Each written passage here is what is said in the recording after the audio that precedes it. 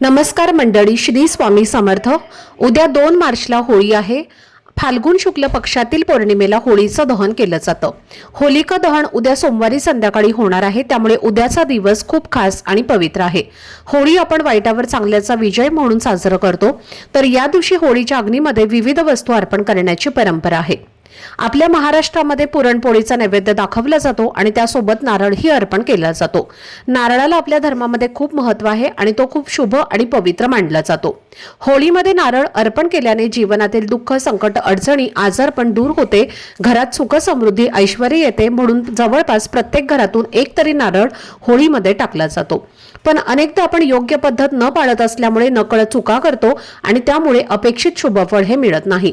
म्हणून होळीमध्ये नारळ अर्पण करण्याची योग्य पद्धत काय आहे, अर्पण करताना नारळ कोणता मंत्र म्हणायचा आहे, कोणता आपल्याला भावना ठेवायची आहे, याबद्दलची संपूर्ण माहिती मी एका व्हिडिओमध्ये दिलेली आहे।